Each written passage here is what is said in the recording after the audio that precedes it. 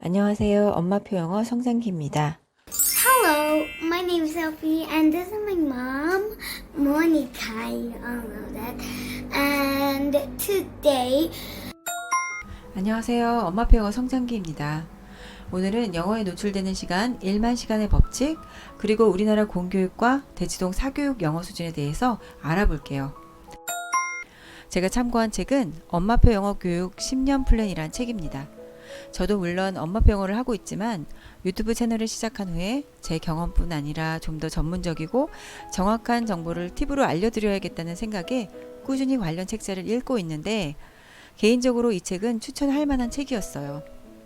1만 시간의 법칙 한 번쯤 들어보셨던 적이 있으실 거예요. 어떤 분야의 전문가가 되기 위해서는 최소한 1만 시간 정도의 훈련이 필요한다는 법칙이다.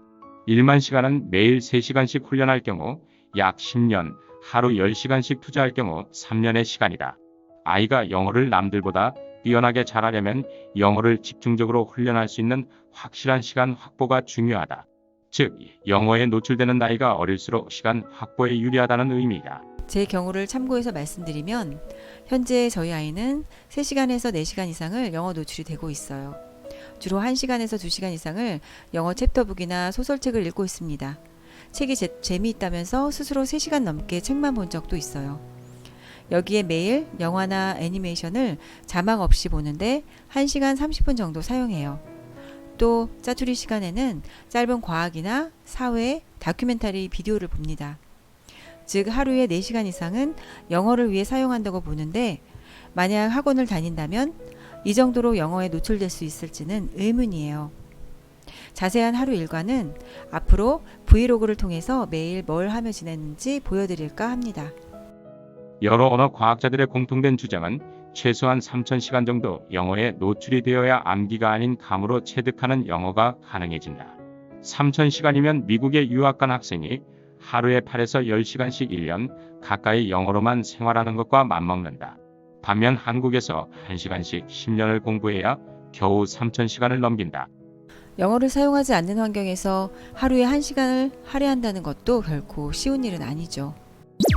책 속에서는 우리나라 공교육 수준의 영어 노출 빈도와 강남 대치동에서의 사교육 영어 수준을 이렇게 표로 나누어 놓았는데요. 비교해보면 대치동에서는 이미 태어나면서부터 5세까지가 우리나라 초등학교, 중학교, 그리고 고등학교까지의 2,000시간 노출과 비슷합니다. 영어 수준도 이미 5살 때 쉬운 텍스트를 이해할 수 있는 정도의 수준이 되어 있으니까 이미 출발선에서부터 큰 차이를 보이게 되는 거죠. 또 대치동에서는 영어 유치원을 들어가고 유치원을 졸업할 때쯤이면 우리나라 대학과 수준이 비슷한 상태가 되어 있다고 표는 말하고 있습니다. 1년 어학연수를 떠난다면 영어에 노출되는 시간은 5,000시간이 되는데 이 정도 수준이라면 영어로 막힘없이 의사소통을 할 수 있는 단계가 되고 대치동 초등 저학년들이 이러한 상태가 되는 거죠. 대치동 아이들은 초등 고학년이 되면 만 시간이 다 채워지면서 원어민과 토론이 가능한 상태가 되는 겁니다. 어떤가요? 대한민국 공교육의 목표는 10년 동안 3,000개 정도의 어휘근 습득에 그치는데 대치동에서는 초등학교 고학년까지 5,000단위 어휘군을 약 1만 시간을 투자하여 익힌다라고 하였습니다. 또 영어 독서량이 많은 아이일수록 단어 습득력이 빠르다라고 합니다. 엄마표 영어를 시작하실 때에는 어느 정도 수준까지 목표를 삼을 것인가를 잘 생각하셔야 합니다. 아이의 영어 수준은 결국 시간 투자와 알고 있는 단어 수에서 차이를 보이게 됩니다. 사실 초등 고학년이 될수록 영어에 투자할 수 있는 시간이 많지 않은 게 사실이에요. 또 이 표는 대치동 아이들이 영어에 진입하는 영어 교육 타임라인을 보기 편하도록 만들어 놓은 것인데요. 엄마표 영어를 진행하실 때 참고하시면 도움이 되실 거예요. 1세에서 4세인 영유아기에 엄마표 영어를 시작하여 파닉스를 떼고 영어 동화책을 접합니다. 그리고 5세에서 6세 때 영어 유치원에 입학하면서 영어 몰입 환경을 갖게 되는 거죠. 초등학교 1학년에서 2학년이 되면 챕터북 읽기를 시작하고 미국 교과서로 공부합니다. 초등 3학년에서 4학년이 되면 뉴베리 수상 작품을 읽고 토플 주니어 등의 문제풀이를 시작합니다.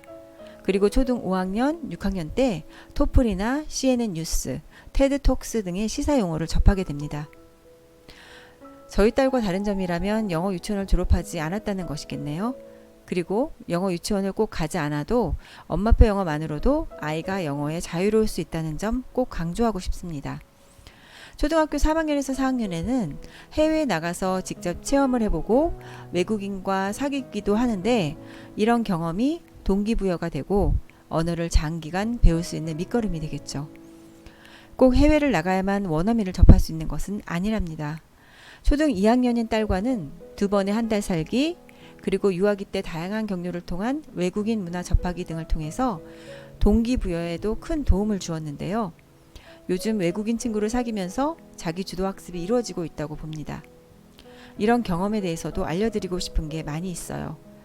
채널 구독해 주시고 좋아요도 부탁드릴게요. 감사합니다.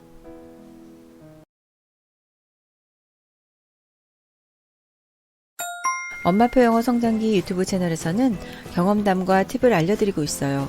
엄마표 영어 성장기 네이버 TV 채널에서는 엄마표 영어로 성장한 아이의 모습 그대로를 확인하실 수 있습니다. 네이버 블로그에서는 교재나 책 리뷰 등의 포스팅도 보실 수 있어요.